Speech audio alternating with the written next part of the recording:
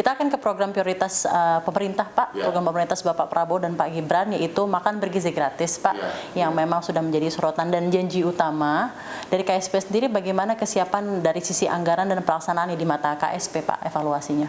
Dari sisi anggaran tidak masalah ya. Jadi kan ini merupakan salah satu prioritas tertinggi Bapak Presiden ya.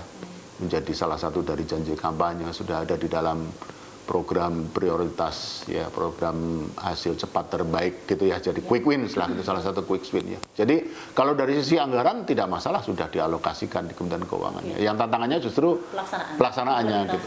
Ya, meskipun kita melihat ada perkembangan baik ya, sampai sekarang kan SPPG, jadi katakanlah dapur umum ya, itu kan sudah 1.800 lebih ya. Jadi nanti kita akan terus berkembang, dan sampai sekarang sih menurut kami ya, penilaian kami ya bagus gitu ya, pertumbuhannya bagus gitu ya. Nah tapi ya target ini kan, target Bapak Presiden kan tinggi sekali ya, sehingga kita mesti terus bekerja keras gitu ya, bukan hanya sekedar jumlahnya tetapi juga kualitas layanannya, kita perjelas tata kelolanya. Yang kemarin rame kan sempat ada kok ternyata sekolah libur kok dibagikan sebagai bahan mentah, itu kan diklarifikasi oleh Badan Gizi Nasional, sebenarnya tidak ada kebijakan seperti itu gitu ya. Nah ini kan aspek tata kelola yang mungkin bisa diperjelas ya. Sampai sekarang sedang penyusunan regulasinya, perpresnya tentang itu. Karena memang sebenarnya ini juga programnya baru berjalan beberapa bulan ya Pak, it's too early to tell ya Pak dalamnya, tapi ini tentunya implementasi daily to day basisnya, operasional akan selalu diperbaiki. Iya, betul. Tapi memang tantangan utamanya apa Pak?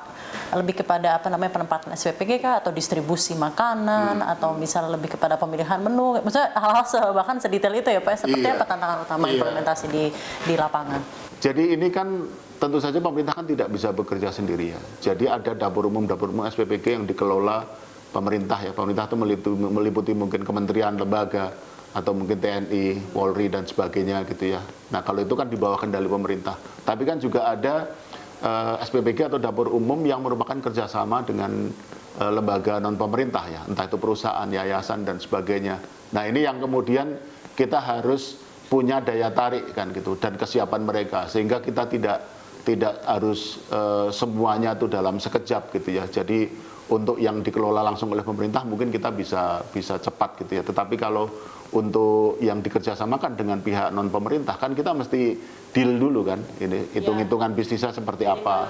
Berhubungan dengan third party. Ya, perlu waktu, mereka juga perlu menyiapkan tempat karena tempatnya standarnya harus bagus, harus diatur juga ini nanti belanjanya dari mana, pengelolaan dapurnya mengawasi kebersihannya bagaimana, bahkan KSP memberikan perhatian misalkan buang limbahnya juga mesti diperhatikan. Ya, sirkular ekonomi ya Pak, ketika akhirnya jadi sampahnya Pak. Tapi tentunya ada begitu banyak harapan Pak untuk program makan bergizi gratis ini, karena ini kan menyasar suatu problem yang sangat esensial ya Pak, itu gizi dan sumber daya manusia pula Indonesia ke depannya Pak. Terakhir sebelum nanti saya juga ingin meminta komentar Anda mengenai keadaan yang ada di makroekonomi global dan geopolitik global Pak. Saya sempat dengar Bapak tadi bilang memang unemployment rate ini juga jadi salah satu variabel yang sangat diperhatikan oleh KSP. Jadi pertanyaan saya tentunya apa strategi cepat pemerintah untuk membuka lapangan kerja secara signifikan, Pak? Ya.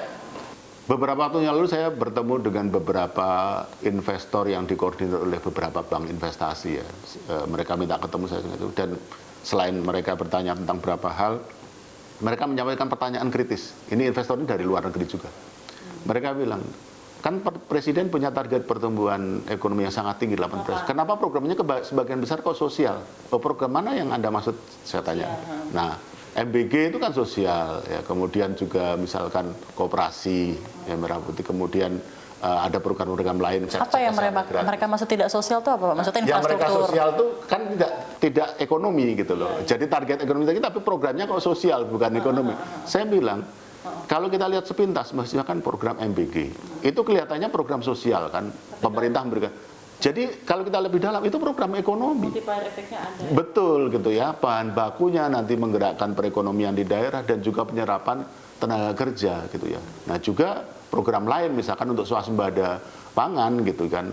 Kan ini kan ada teman-teman di TNI itu membantu pemerintah dalam arti membantu Kementerian Pertanian membentuk yang namanya Brigade Pangan. Brigade Pangan itu sekelompok orang yang kemudian diberi kepercayaan untuk mengelola lahan.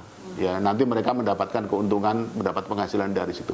Pada intinya adalah program-program yang sepintas terlihat seperti program sosial itu ternyata program Itu bukan sekedar memberi aja, gitu, bukan memberi uang kemudian itu adalah sebuah program ekonomi juga. Ya sudah desain bagaimanapun akhirnya melibatkan banyak pihak dan akhirnya memberikan dampak ekonomis pula ya Pak. Termasuk penyerapan tenaga kerja. Betul. Gitu, Baik. dalam jumlah besar. Menarik. Jadi memang sudah jelas ya Pak ya program-program prioritas di kepemerintahan Bapak Prabowo dan Gibran ini memang menyasar pada kesejahteraan namun juga pertumbuhan ekonomi tadi ya Pak ya.